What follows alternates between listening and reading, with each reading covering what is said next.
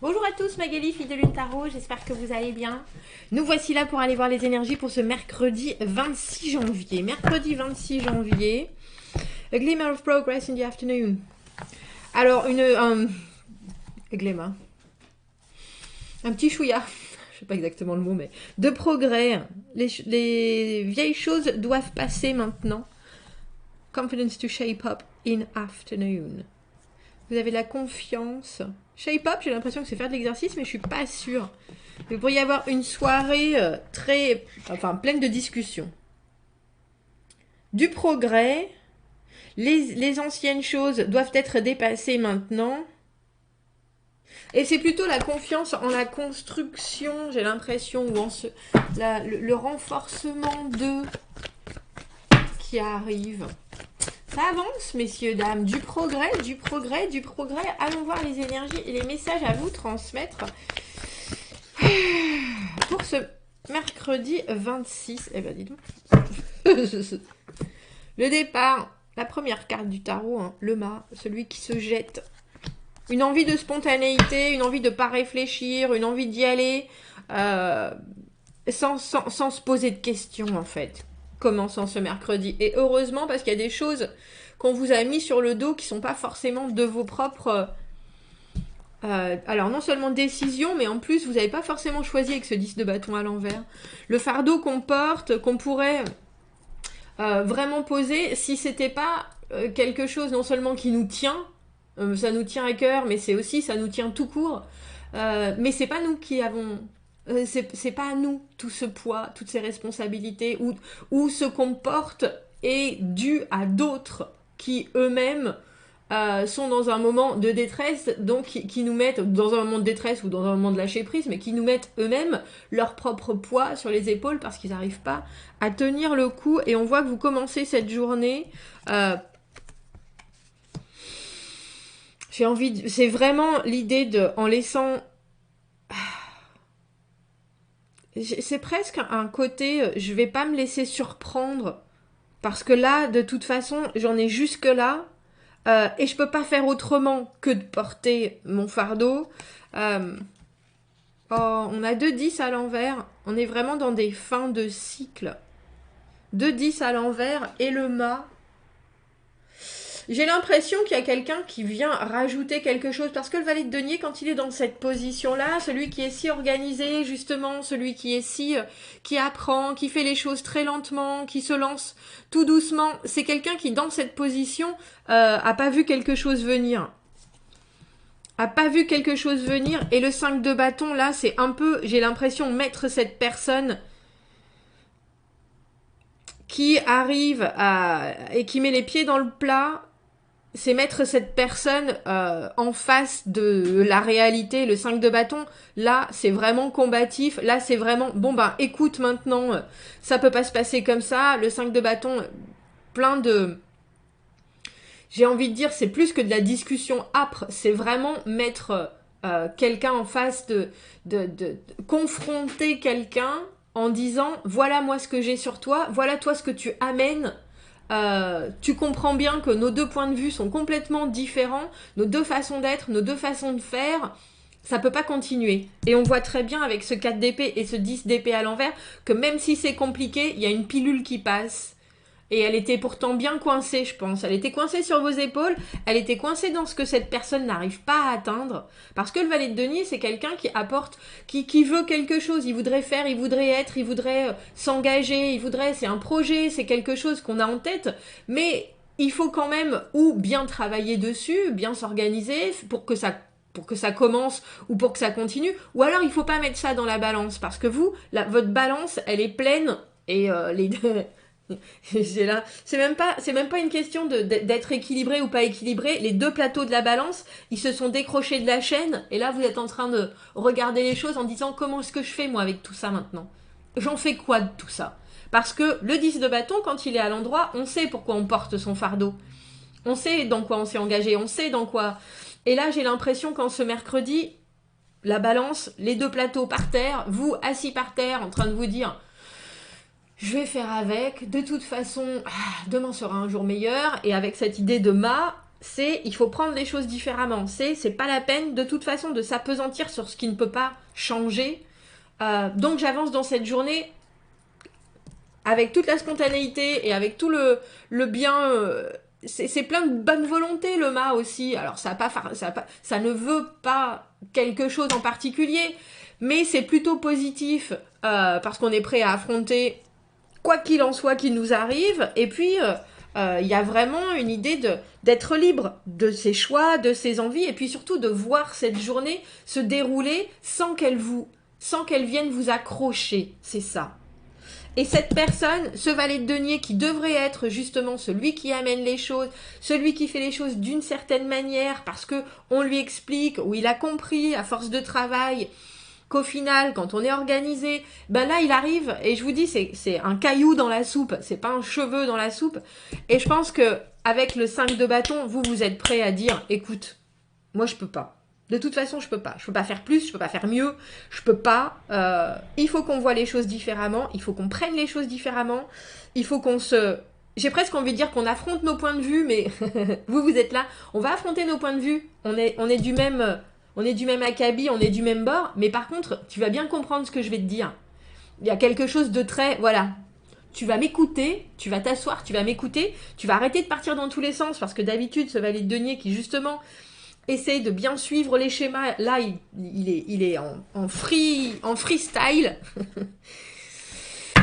Et vous avez raison de faire ça. Vous avez raison de faire ça parce qu'on voit bien que 10 de bâton à l'envers et 10 d'épée à l'envers, ça vous libère. Ça vous libère au moins mentalement, je pense, cette confrontation du 5 de bâton. Et le 5 de bâton, c'est pour ça, je pense que vous mettez cette personne en face de... en face, alors j'ai une compétence qui vient de me passer en tête, mais c'est pas forcément juste ça, c'est plutôt que vous savez bien si vous êtes en 10 de bâton à l'envers que la vie c'est pas facile tous les jours, qu'il faut bien se mettre dans un certain moule, qu'il faut bien accepter certaines choses, etc. Et il y a un vrai allant dans votre façon de prendre les choses. Et là, ce valet de denier, il doesn't pull his weight. Je sais pas comment on dit ça en français.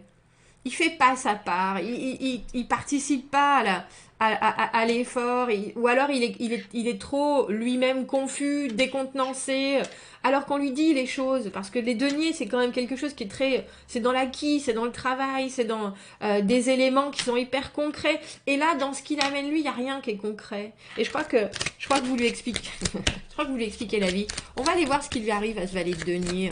Parce que c'est normalement aussi la spontanéité, c'est normal, mais c'est une spontanéité qui est plus, j'ai presque envie de dire plus réfléchie, plus engagée, plus, c'est des choses où il va falloir qu'il y ait énormément de travail de mie, mais à un moment il faut travailler, à un moment où il faut, où on est obligé de faire les choses. Et cette personne, ça m'étonne pas avec le 9 de coupe qui est la béatitude, le contentement, se contenter d'eux. Et on voit bien que vous, se contenter d'eux dans la situation où vous êtes, ça suffit pas. C'est non, je crois pas, non. Non, tu vas pas vers juste le minimum syndical. Non, tu vas pas juste à une fois de plus me raconter ce que éventuellement tu pourrais faire. Maintenant, il faut que tu t'y mettes. Il y a quelque chose avec le 5 de bâton qui est très compétitif, mais c'est parce qu'on sait que sans cette hargne, les choses vont pas avancer.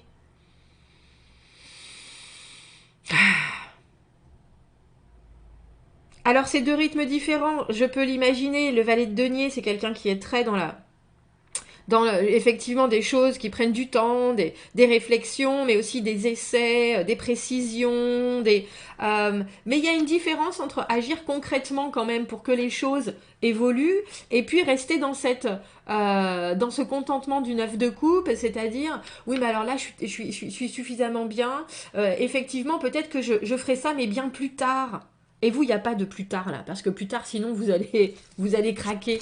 Et je pense que vos deux, comme je disais, vos deux rythmes, les bâtons c'est très rapide, les épées c'est très rapide, c'est la réflexion, mais c'est aussi de l'action. Alors que ça c'est très réceptif, on va voir comment les choses se passent, on y va tranquillement. Oui, peut-être éventuellement. Et vous êtes là, non mais c'est pas possible. C'est pas possible de faire les choses comme ça. Ouais. Il y a une vraie compréhension. Je pense pas que vous laissez de deuxième chance à cette personne-là. Ou je pense que vous lui dites maintenant, il va falloir que tu mettes en avant aussi ton énergie. Parce que le jugement à l'envers, on n'a pas tous les éléments pour décider d'une deuxième opportunité. On regarde les choses, mais j'ai l'impression que vous mettez cette personne en face de c'est maintenant ou jamais ta chance là. C'est une prise de conscience le jugement et à l'envers, on prend pas conscience de certaines choses. On n'est pas encore assez euh, éclairé, on dira peut-être que les choses sont trop tôt ou peut-être que les choses sont il y a j'ai presque le sentiment que vous êtes prêt de toute façon à lâcher sur certaines choses et à faire les choses, comme je disais avec Sema, d'une manière complètement... J'ai espiègle qui vient en tête. Cette personne, elle est pas... Elle pourrait être espiègle, mais il y a quelque chose de très réfléchi, qui la traîne toujours en arrière et vous vous rendez compte que c'est aussi pas forcément le moment de pousser, mais c'est le moment de mettre cette personne en face de ce qu'elle peut ou ne peut pas faire, peut ou ne peut pas réaliser, les chances qu'elle rate, qu'elle gagne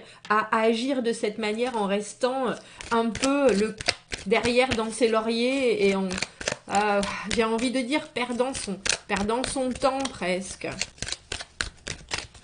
Mais les choses, c'est intéressant parce que ce 4 d'épée, le moment où effectivement, quand on met quelqu'un en face de ses responsabilités, quand on met quelqu'un en face de ses devoirs, j'ai envie de dire, et qu'après on a le 4 d'épée, il y a une vraie compréhension, même si la discussion a été ardue, même si ça a été piquant, même si ça a été... même si vous jugez que ça n'a pas donné le résultat nécessaire, ça a donné quand même un résultat. Quand je vous disais que la pilule est passée, elle est passée. 8 de denier à l'envers, ne vous formalisez pas de détails.